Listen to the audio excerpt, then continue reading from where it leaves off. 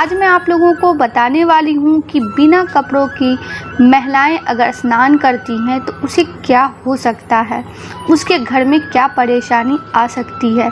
या कोई पुरुष अगर स्नान करते हैं बिना वस्त्र के तो उसे क्या हो सकता है, उसके घर में उसके नौकरी पर क्या प्रकोप पड़ सकता है। दोस्तों, गरुड़ पुराण में बताया गया है, तो आप ज़रूर इसे ध्यान से सुने और अंत तक देखें। अक्सर बड़े बुजुर्ग किसी न किसी बात को लेकर हमेशा रोक टोक करते रहते हैं। उनके रोकने टोकने के पीछे कोई न कोई मान्यता ज़रूर होती है। पौराणिक मान्यताओं के अनुसार हिंदू धर्म में ऐसे कई सारे नियम हैं जिन्हें जानने के बाद हर व्यक्ति को लाभ मिल सकता है। इन नियमों में सुबह से लेकर रात, नहाने से लेकर खाने तक और सोने से संबंधित सारी बातों की जानकारियाँ दी गई है।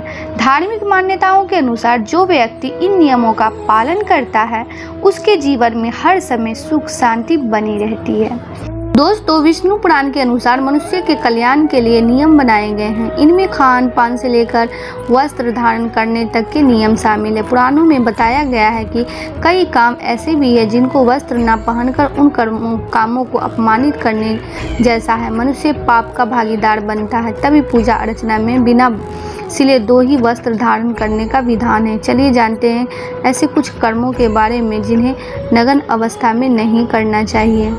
दोस्तों, विष्णु पुराण के 12वें अध्याय में कहा गया है कि मनुष्य को पूरी तरह नग्न होकर स्नान कभी नहीं करना चाहिए। दोस्तों, गरुड़ पुराण से हमें कई तरह की शिक्षाएं मिलती है। गरुड़ पुराण में मृत्यु के पहले और बाद की स्थिति के बारे में बताया गया है। यह पुराण भगवान विष्णु की भक्ति और उनके ज्ञान पर आधारित है। प्रत्येक व्यक्ति को यह पुराण पढ़ना चाहिए। गरुड़ पुराण हिंदू धर्म के प्रसिद्ध धार्मिक ग्रंथों में से एक है। 18 पुराणों में से इसे एक माना जाता है। गरुड़ पुराण में हमारे जीवन को लेकर कई गुड बातें बताई गई हैं जिनके बारे में व्यक्ति को जरूर जानना चाहिए।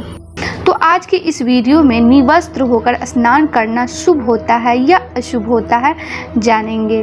दोस्तों, पौराणिक मान्यताओं के अनुसार एक समय की बात है, एक सरोवर में कुछ गोपियां निवस्त्र होकर स्नान कर रही थी। ऐसा कहा जाता है कि गोपियों के स्नान करने के दौरान बाल कृष्ण ने उन सभी गोपियों के वस्त्र छुपा दिए। बाल कृष्ण के कपड़े छुपाने पर गोपियां हैरान और परेशान हो गई। ये सब देखकर गोपियां बाल कृष्ण से अपना वस्त्र वापस देने के लिए आग्रह करने लगी। ऐसा कहा जाता है कि तब भगवान श्री कृष्ण ने सभी गोपियों को इस बात का ध्यान कराया कि कभी भी निवस्त्र होकर स्नान नहीं करना चाहिए और उनके वस्त्र वापस कर दिए। उसके बाद उन्होंने गोपियों से कहा कि ऐसा करने से जल देवता का अपमान होता है। ऐसी मान्यता है कि खुले स्थानों पर ही नहीं बल्कि बंद बाथरूम में भी किसी भी व्यक्ति को निवस्त्र होकर स्नान नहीं करना चाहिए। कहा जाता है कि निवस्त्र स्नान करने से शारीरिक और आर्थिक परेशानियों का सामना भी करना पड़ता है।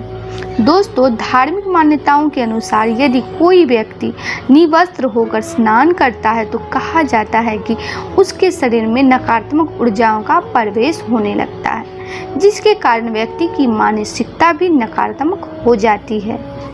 गरुड़ पुराण के अनुसार यदि कोई व्यक्ति निवस्त्र होकर स्नान करता है तो उसे पितृदोष भी लग सकता है। ऐसी मान्यता है कि जो आपके मित्र पूर्वज है वो आपके आपस ही मौजूद होते हैं, यानी कि पास में ही मौजूद होते हैं। निवस्त्र स्नान करने से पितरों को तर्पित नहीं मिलती है, जो जातक का पितृदोष का कारण बन सकता है। ऐसा करने से पूर्वज नाराज हो जाते हैं, जो बल, धन और सुख को हानि पहुंचाने लगते हैं। दोस्तों, अगर आप ऐसा करते हैं तो भूल कर भी ना करें ऐसा गलत काम। दोस्तों, विष्णु पुराण के 12वें अध्याय में कहा गया है कि मनुष्य को पूरी तरह नग्न होकर स्नान कभी नहीं करना चाहिए।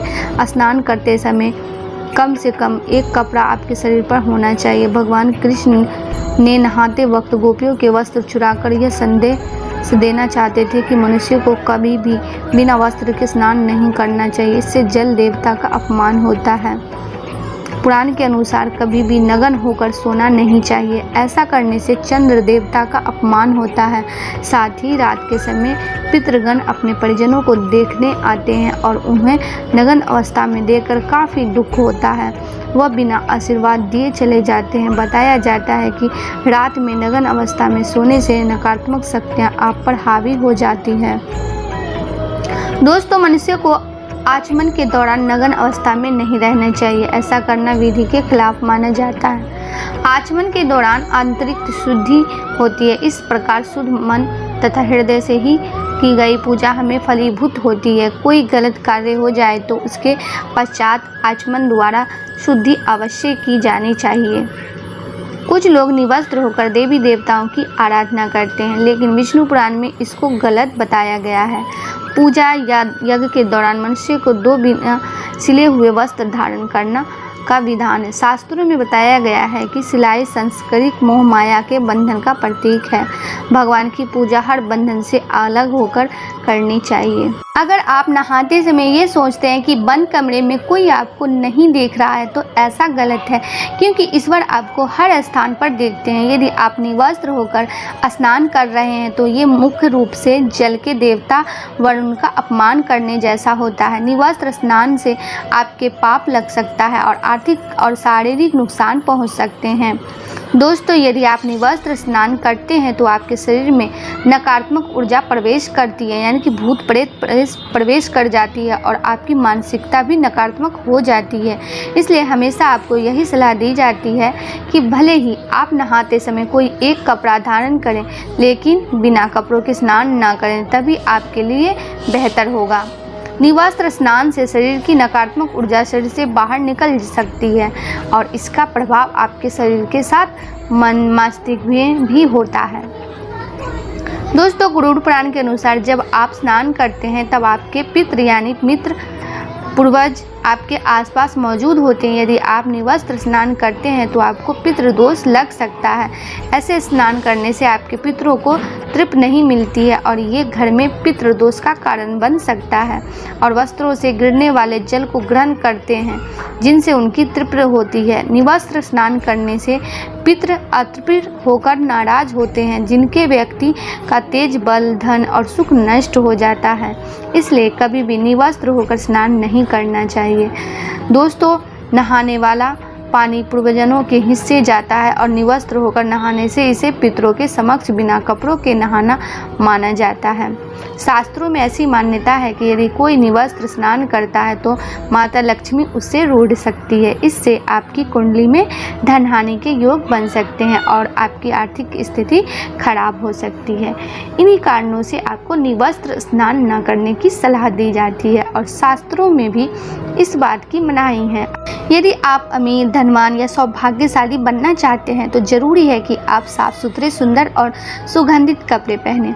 गरुड़ पुराण के अनुसार उन लोगों का सौभाग्य नष्ट हो जाता है जो गंदे वस्त्र पहनते हैं। जिस घर में ऐसे लोग होते हैं जो गंदे वस्त्र पहनते हैं, उस घर में कभी भी लक्ष्मी नहीं आती है, जिसके कारण उस घर से सौभाग्य भी चला जाता है और दरिद्रता का निवास हो जाता है।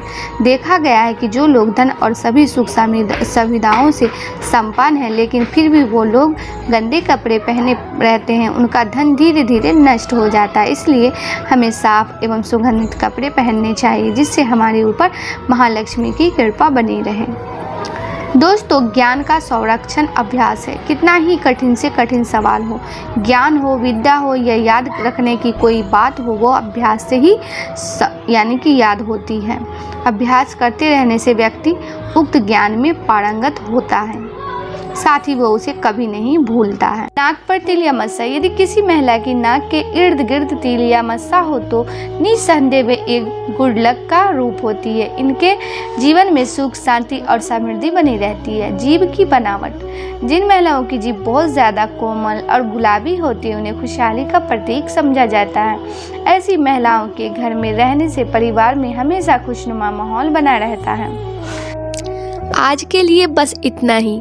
दोस्तों, आपको ये वीडियो पसंद आया है तो लाइक करिएगा, दोस्तों को शेयर ज़रूर करिएगा, चैनल को सब्सक्राइब करके बेल आइकन को ज़रूर दबाइएगा ताकि आने वाला वीडियो आपको सबसे पहले मिले।